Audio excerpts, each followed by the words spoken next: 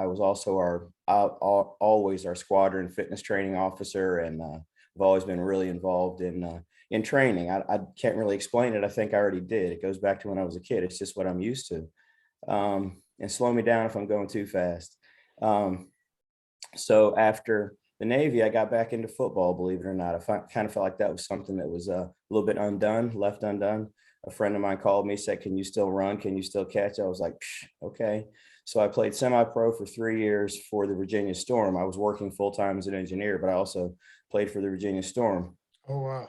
Yeah, it was semi-pro football is exactly what you think it's like. There's a lot of really talented individuals. There's a lot of high school caliber players, but everybody's it's pretty intense. We played in the Continental Interstate Football League up and down the Atlantic Seaboard, and we were good. We played a lot of good teams. After that, I started weight training to get back into football. When I stopped football, I continued weight training, and continuing on with my weight training, a bodybuilder came over to me one day in the gym and he said, "Are you getting ready for a show?" And I didn't even know what he was talking about. But later on, he explained a bodybuilding show and he said, you should try it. And I kind of passed it off and maybe rolled it around in my head for a couple of months, maybe a year even. And I went back to him and I said, "How do I do this bodybuilding thing?" And he kind of gave me a general script. I was pretty close just with my basic approach, just my instincts kind of had me in the vicinity. He tightened it up for me, and I competed for about 10 years. I did one show a year for 10 years. One year I did 3 shows. But basically retired from bodybuilding when my wife got pregnant with our twins. I was actually on stage my last time, air quotes, the last time. She was 4 months pregnant. So when the twins were about 5, I decided I was going to give it another shot. I tore my shoulder up real bad. Took me 3 years to get it back together. So when they were 8, I was 52. I got back on stage. I won an overall at a local show and decided to do nationals. I'd qualified for nationals before, but never done it. So went on to do nationals in Pittsburgh, and I won the overall in that. And that's how I got my pro card in bodybuilding. And so I tell people I got my bodybuilding pro card, my black belt in Tang Soo Do, and my AARP card all in the same year. All in the same year. And to be honest, it all goes back to 8 years old. I just got on the grind and I just never got off. Wow, that's beautiful. We've had a few student athletes on the show, and it's interesting how some of them, like the current sport that they received a scholarship in, that's not the sport they started out. It's exactly right. Yeah. Yes. Yeah. And I wanted to be a D1 athlete. I could have played D3, football probably anywhere, D2, but I wanted to go D1. I wanted to be D1 and Power 5 conference, and West Virginia was the one that fit me the best. I went on a few recruiting trips, University of South Carolina, Syracuse, West Virginia. Actually, I live in Maryland, but I didn't get recruited by Maryland, which is funny. Yeah. So I had actually decided I was going to go to Syracuse, and I got home, and this is before the internet, before cell phones, way before all that. So I know it's hard for people to imagine, but the track coach from West Virginia had called my sister. He left a message with my sister. He said, "We got one grant and aid scholarship left if you're interested." Went up there, took a look, and it was a work in progress. Their track team, their facilities were nothing like Syracuse. If you've ever heard of the Carrier Dome in Syracuse where they play their basketball games, Carrier Dome was brand new. They hadn't played a game in it when they toured me, and it smelled like a big brand new car. I mean, it was a sales pitch all by itself. And it was Art Monk and Joe Morris, who you may not remember, but the wide receiver for the Redskins back, Hall of Fame. Yes, he was one of my tour guides, and Joe Morris, who played for the Giants, was also one of my guides. And it was a heck of a sales pitch, but I got to West Virginia and something just felt right. It just felt right. So I signed to go there, and never regretted it. Never looked back. I loved the 4 years I spent there and had a great time. Ran in the pen relays, ran in some really big meets, and ran against some world-class sprinters, world-class hurdlers. Yeah, it was a terrific opportunity. it was new for me because I would show up in high school and just win. College wasn't like that. Oh, I had whole nother level. yeah, I had a guy on my team named Garnett Edwards. He was the second fastest hurdler in the world at that time. If you remember, way back in the day, Ronaldo Nehemiah was a high hurdler at Maryland, and he was a world record holder. And Garnett from West Virginia was right on his heels all the time. And so they actually signed me at WVU to compete in the shuttle hurdle relays with Garnett, because Garnett could fly, but he needed some wingmen. So I got there on my first day, and I'm like, okay, I'm battling for second place. And that's when I found my way into the 400-meter hurdles, because that's one of those races that is practice, practice, practice, and gut check every day. And a lot of people don't gravitate towards it because it hurts. And I saw an opportunity for me there. So I was our top 400-meter hurdler, but I was not our top high hurdler. I had to kind of transition myself. So I'll shut up for a minute and let you talk, or if you're taking questions from are you taking questions from people, or you have questions scripted out? So I got questions scripted out. Okay. Now, as far as like making that jump to bodybuilding like years later, how old were you when you first got your pro card? And kind of break down to our viewers what an IFBB Pro card is for those that don't know. Okay, well, yeah, that's a great question. So I'll go back a couple steps before that question. I started competing in bodybuilding at 35 years old. I didn't get my pro card till I was 52. So essentially you compete at the local level, and if you place, it depends on the show, but if you place in a certain spot in that show, you get nationally qualified. So you compete in a national show, and the level of competition obviously increases dramatically because you're getting essentially the best of the best. So then when I did there's IFBB, there's actually NPCs under IFBB. So you're competing in NPC to get into the IFBB, almost like being in the minor leagues to try and go into the Major League Baseball, or I don't know any other analogy, but I know NASCAR has a lot of under classes before you actually get into the pro circuit, or like, excuse me, like in golf, they have, you can be, a pro golfer, but you don't PGA. make exactly. You don't make the PGA. So, that's really what you're shooting for. You're shooting for the NFL, Major League Baseball, for IFBB. That's what that is. So I qualified myself for nationals, and I won the overall at nationals in my weight class, in my age group. So that's how I got my pro card. And you can get pro cards in other bodybuilding associations, and I don't want to downplay them, and I don't want to look down at them, but they're not the IFBB. You just want the best of the best. Yes, sir. Yes, sir. And my thinking is, if you're going to invest all that time and effort, and it's a lot of time and effort, see how far you can go as far as you can, go as high and far as you can. And if you come up short, then at least you can measure yourself and figure out what it is you need to do to improve, and come back the next time. I wasn't looking for trophies. I was looking to challenge myself. Excellent. Excellent. And as far as, the challenge yourself part, a majority of our viewers are in one sport or another. And a typical question that keeps popping up, I think you'd probably be one of the most appropriate guests to ask.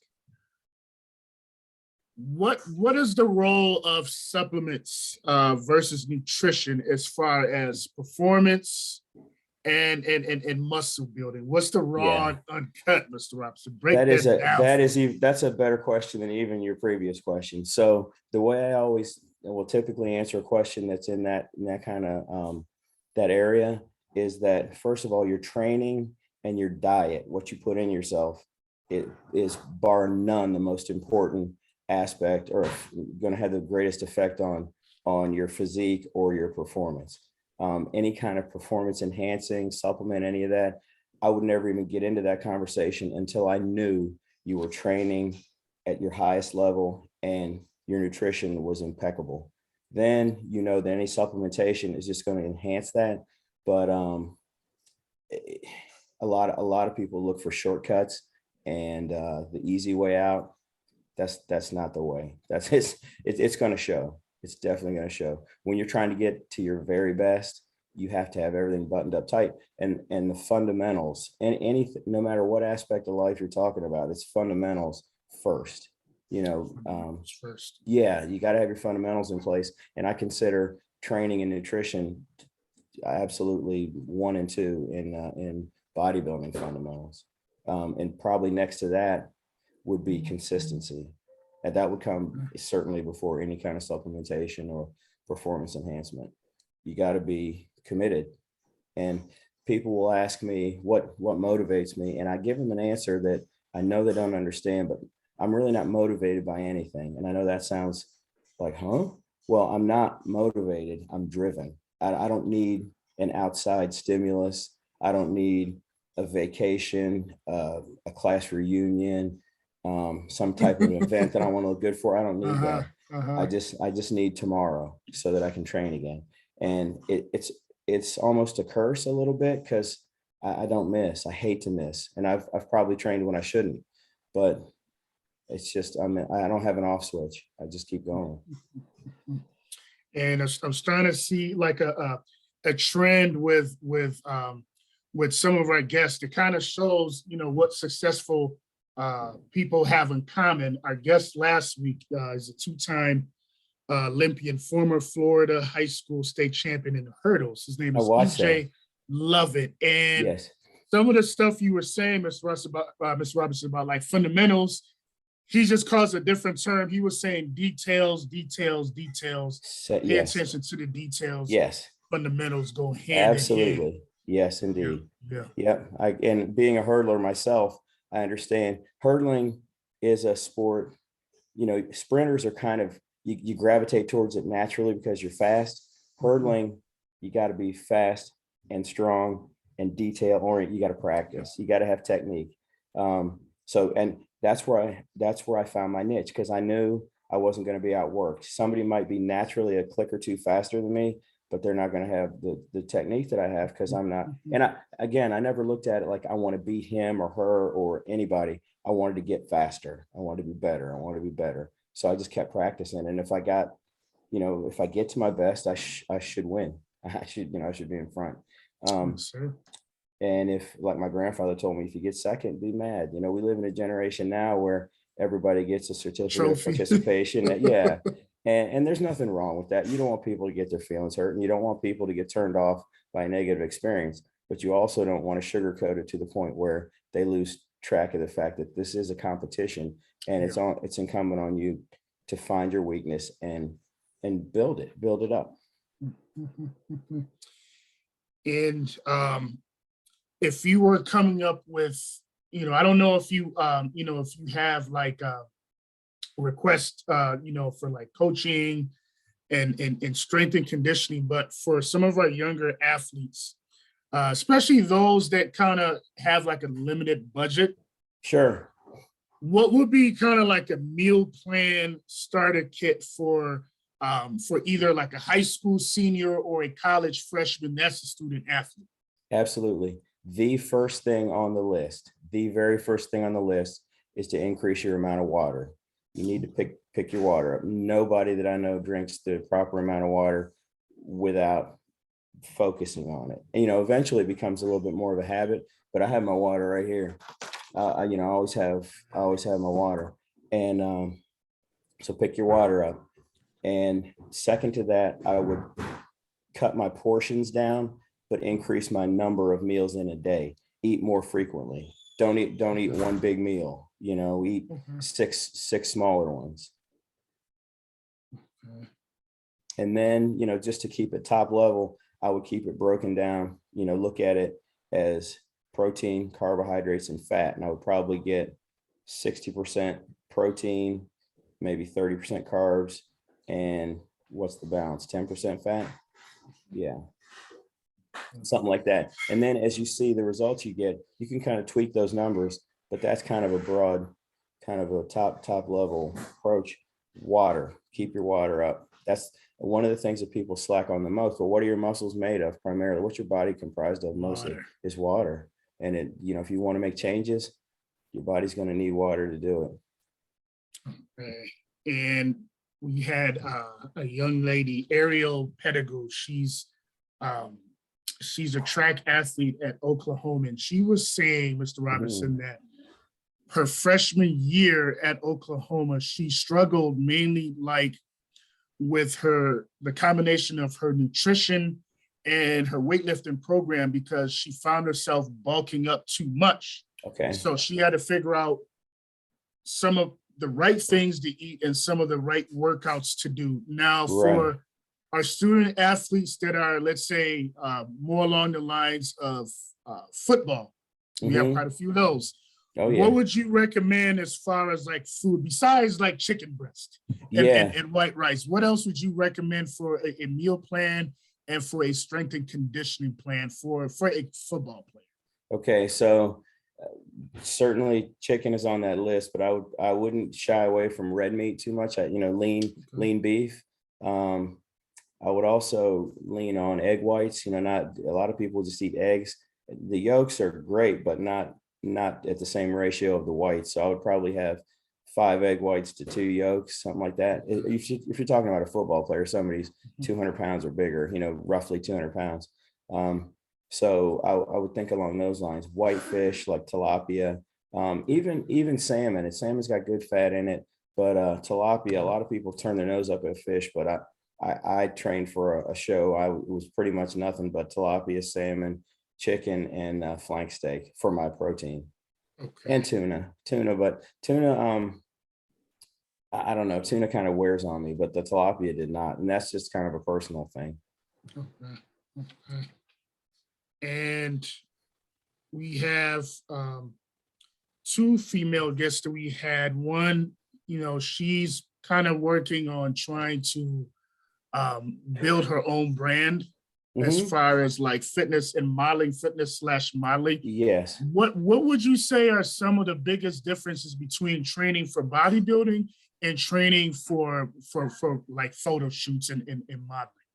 Another great question. You've come prepared. So, because the reason why, and I don't know if you even have gleaned this aspect of my background, but I kind of grew into fitness modeling or morphed into fitness modeling, but it really goes right back to the same default in my story, is that, I train, and I figured I like to have something to train for. Fitness modeling kind of came to me, it kind of came to me. A lot of times, depending on the shoot, they don't want you to look so hard like a bodybuilder. They don't want you to look stage ready, like super vascular or totally ripped. Just a little leaner, have more your natural abs, look. more natural, probably not quite so bulky. I used to, I was never a huge bodybuilder, but my conditioning was always what got me over. I had enough size with my conditioning that it was tough to look past me. So I would probably watch being too big, and I would watch being over conditioned. But you would need to know that before you started training for the shoot, because it would definitely alter your approach. Did I get close to the answer on that? Oh yes. Yes. Right on point. And to kind of stay on something similar, we do have a young man and young woman that are kind of, after the start of the pandemic, they're finding their way into like Planet Fitness, Choose Fitness, creatine and whey protein. Does it have its place for the young man or young woman that's making their way back into the gym? When you say young, what kind of age are you talking? First of all, whenever I talk about creatine, I've used it. It is a supplement, but I would make sure, because it can throw your kidney values off. Creatine kind of works your kidneys pretty good. So I would make sure I was talking to a doctor or having blood work done fairly regularly. It's not a super supplement by any stretch, but it'll work your kidneys some. It makes you hold water probably as much as anything, but it definitely has value. You'll see your strength go up. Strength goes up, muscle mass comes right behind that. So it definitely has value. Whey protein is milk protein, which is to me the best. It digests the easiest. I would get the ionized version. It's more powdered. It's almost fluffy. but it digests a lot easier. And in the evening, like in my last meal, I even put casein in there, casein whey protein, which is a slower releasing. So as I'm sleeping, I'm still getting fed. And it goes back to 6 meals a day. You almost want to be eating constantly, but smaller portions. You don't want your body waiting on a meal. What happens when your body waits on anything? It retains stuff. So if you don't get enough water, your body retains water because it doesn't trust you to monitor it. It holds on to it. The same thing with food. So if you're putting the right nutrition into your body, you want to just constantly be replenishing it, and your body's constantly using it and constantly kicking out what it doesn't need constantly. So it's more of a steady climb kind of a process than a herky jerky. Some days good, some days not good. Okay.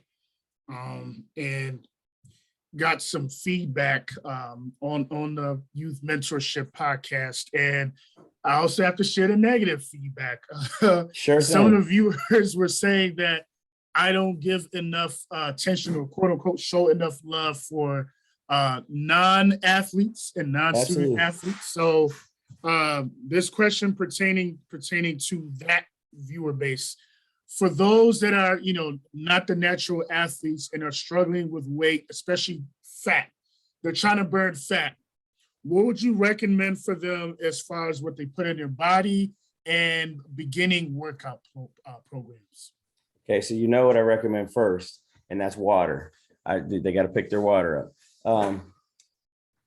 Again, and the same idea, it's the same philosophy. It's just the amount of calories, and it would depend on the individual. We would determine the amount of calories, but I wouldn't be afraid to eat, but I would eat smaller portions, and I would eat more frequently. When you eat one meal a day, your body holds on to every last crumb because it's almost like in survival mode. I may not get fed again, so I better hang on to this. I'll store it as fat. It's kind of common sense, and I don't mean to oversimplify it, but that's kind of how it works. So the more you eat, the less your body's likely to retain because it knows it doesn't have to store it.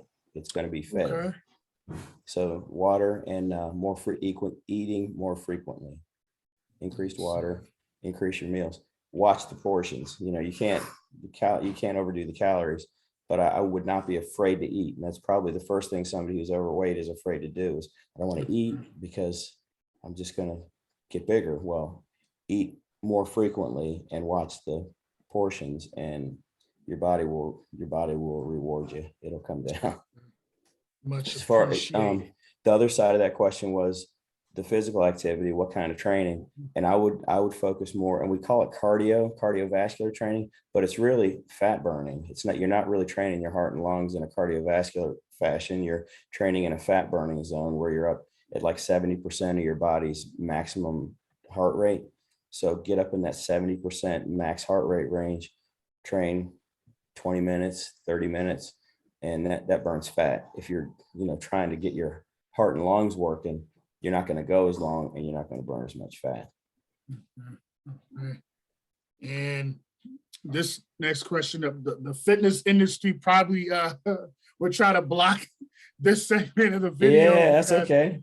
They make so much money from selling all kinds of gel capsules and pills, but what is your solution to belly fat?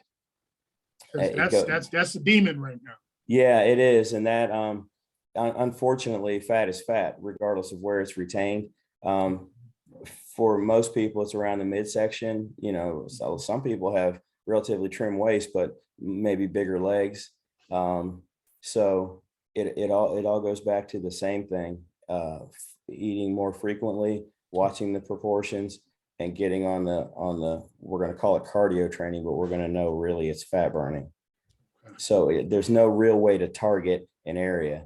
What I do, my weak spot, the area where I carry the most, is probably around my midsection. So when I'm training for a competition, that's the area, and I don't even really have to weigh myself. I just keep looking at my midsection, and it's coming down. And I can tell you how much I weigh by how I look. Not vice versa.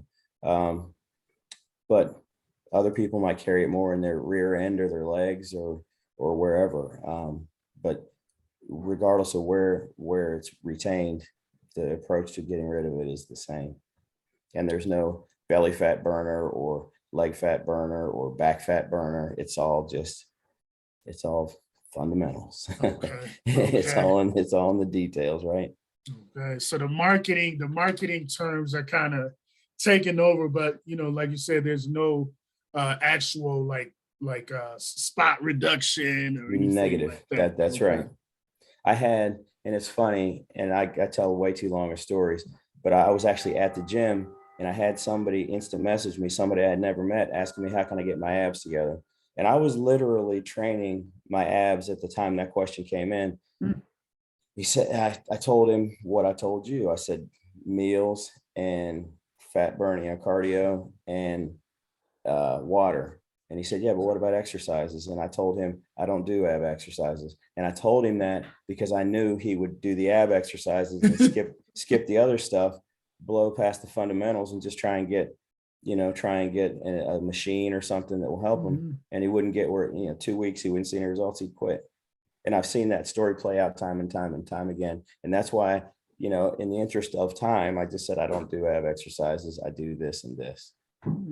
And it's funny, every time I walk to the ab machine, one of my buddies manages that gym. I said, never train abs, Steve. And he laughs because he knows why. He knows that story. And I don't mean to be flippant about it, but I think if you get the fundamentals together, you're much, much, much better off. You got to grind to get the real results. Yeah.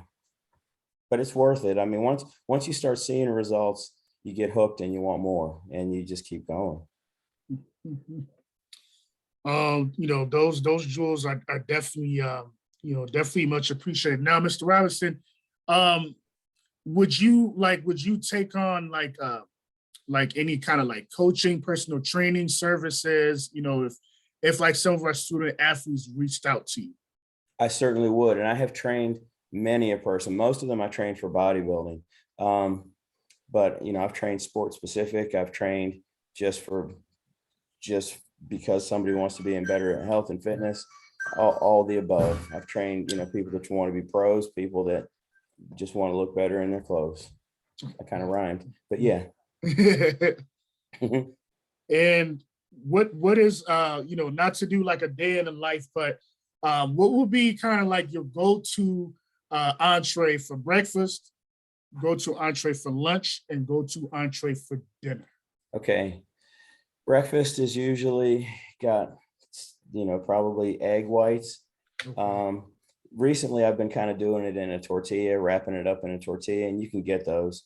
So it'll have some kind of egg white in it with maybe one yolk worth of fat in it, probably spinach, tomato, maybe even a little bit of cheddar cheese or something, depending on where I am in my training. And then oatmeal, probably a cup, maybe a cup and a half oatmeal. I'm trying to keep my size up. So I look a little soft right now, but I'm strong and I'm keeping my muscle mass, maintaining my muscle mass, hopefully putting on a little bit. So that would be breakfast. And then lunch would be what you really didn't want to hear about. It's usually chicken breast, spinach, broccoli, or asparagus, some kind of a green fibrous carb, and then probably rice or potato, or some type of starch, some type of carb. And then dinner, almost the same. I do throw in red meat, although I've had issues with cholesterol where I can manage it with my diet. So if I get too much red meat, I feel like I'm probably pushing it. But yeah, between red meat, salmon, tilapia, any type of whitefish, tuna, really. And then again, spinach, broccoli, asparagus, something along those lines. Brown rice, white rice. I will tell you, I lost my sense of smell with COVID and sense of taste. So no, it all kind of tastes the same. It's come back a little bit, and but it's really all I can taste is sweet, bitter, salt. I can taste the extremes, but I can't, Mashed potatoes and white rice taste pretty much exactly the Oh, same. oh, so it's almost like eating at Subway all day, every day. No, All no day. knock on Subway, but You got it. You got it. and last but not least, we can't let our guests go without putting them on the spot. We're on the spot. Sorry. So, if you were coming up with a movie about your life story, Mr. Ross, what would be the title of the movie? Which actor would play you, and why? I would probably call it, and I haven't really thought about this. I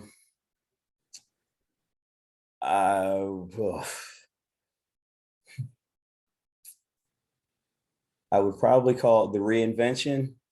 Okay. And I would think somebody like Wesley Snipes or maybe Cuba Gooding. Of course, I would say Denzel. I think Denzel's got a couple years on me even, but let's go with Wesley, Denzel, or Cuba Gooding. Not that they look alike, but I think they could pull it off.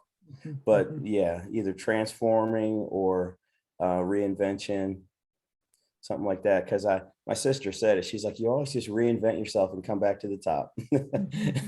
So I didn't really look at it that way, but I think it probably summarizes it pretty good.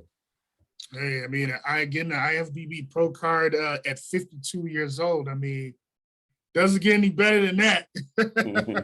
Yes, sir. Yes, sir. Doesn't get any better than that. Mr. Robinson, I want to thank you for taking time out of your schedule, hopping on our Youth Mentorship Podcast. Continued blessings and continued success, sir. Thank you so much. Yes, sir, Gerard. Thank you for tracking me down. I hope to talk to you again soon. Yes, sir. And thank you for your service. Absolutely.